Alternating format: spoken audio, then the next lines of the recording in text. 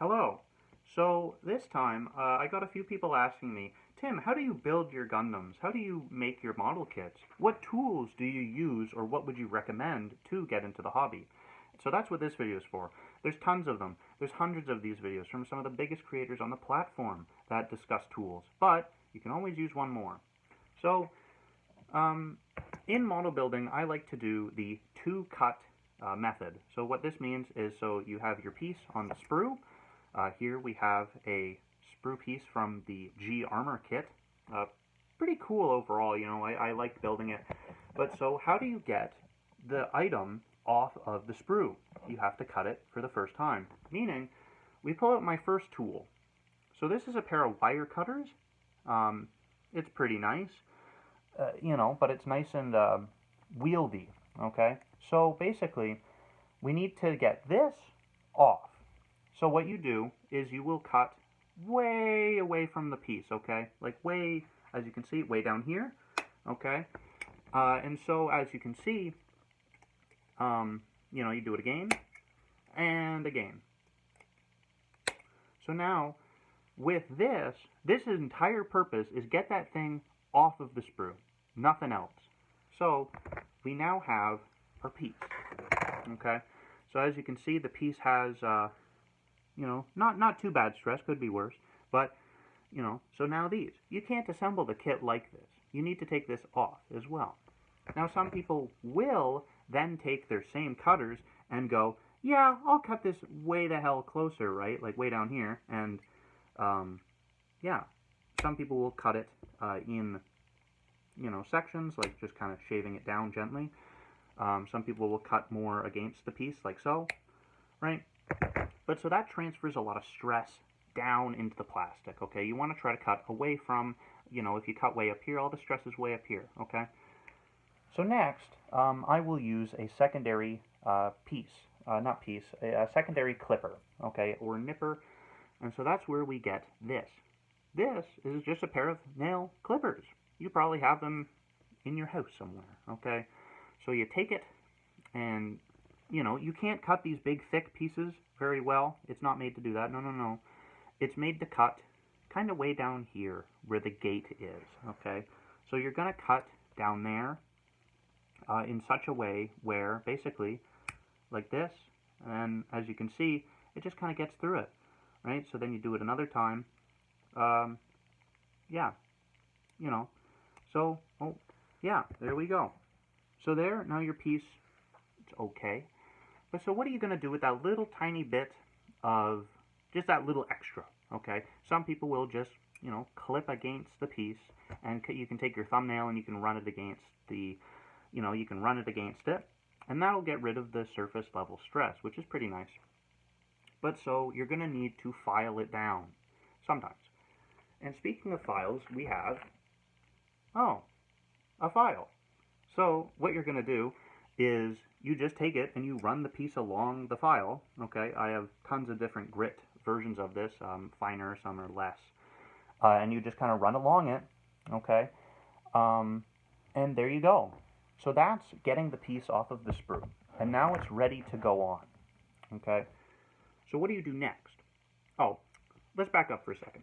Say you don't have a file and you only have like a hobby knife, okay? So that brings me to the next solution. So what you do with just a standard knife is, you know, you take it against it and you gently kind of cut toward yourself or away from yourself so that you can push that stress away and get rid of it, okay? And if you gently, you know, shave down the layers, you know, you're left with a pretty smooth finish, okay? So next, oh yeah, one more thing to mention. Sometimes the pieces will be like really, really, really small and really unwieldy. Down here for this cockpit, like the canopy windscreen, that's really small. That's a really pain in the ass to hold when it's off the sprue, so you're going to need something to hold it. Some people recommend if you have a desk vise, you know, one of those are pretty cool. But what I like to use is just something simple like this, okay? What you do is you firmly clasp it, okay, to the, well, for a demonstration, I'm not going to cut out the windscreen so I don't lose it, but you clip it to the little bit of the runner, and then from there, you would shave down the little nub. Okay, so this, another invaluable tool. I highly recommend it. So next, when you're actually assembling, oh, wait, never mind. There's one more thing to discuss.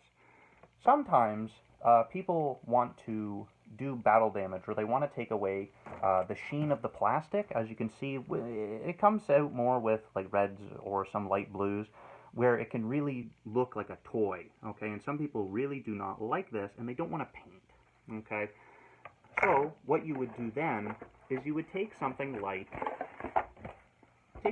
this. Now this is a rotary tool, so basically you plug this thing in and you turn it on, and you basically hold it against the plastic.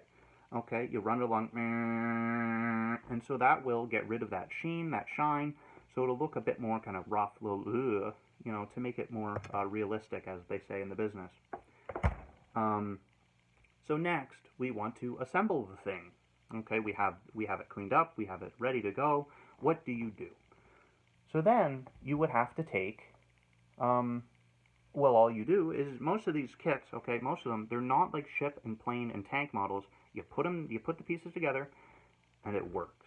It's fantastic. I highly recommend Gundam because it's just super simple.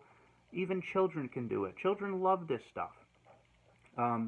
But sometimes there have been issues with fitting, okay, with pieces not wanting to go right, and you have to shave it down a little bit, or sometimes you may have to glue it. So what types of glue do I recommend? Well, a lot of people say like Gorilla Glue is pretty good, or stuff like thin cement from Tamiya or any of the big like model companies is good. But so, I think all that pretty second rate to probably the best in slot glue that you can get. Dollar per pound, or liter I guess, would be just like default school white glue. So this is like your Elmer's glue, that type of stuff. You dab that on there, you get it in there, you make sure it sets, and then you put the piece in, and you have to forget about it. Now, obviously, it'll leak out of the little seams, and so then you would just shave it down with the knife, or you would shave it down with the file, and there you go. So next is you've built your Gundam, okay? You've built your little model, and it looks nice, but you want to do panel lining. You want to take it to that next level.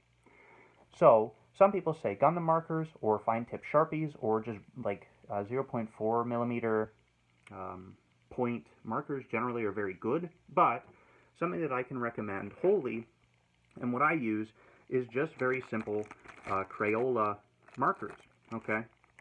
So all you do is you just kind of, you do maybe one pass, maybe two, and there you go.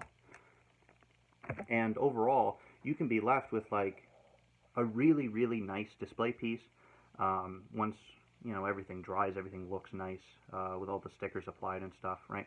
You know, you can have a guy that looks phenomenal, okay? Just with simple tools like, okay, you can find a thing of nail clippers at Walmart for probably $2 or $3, right?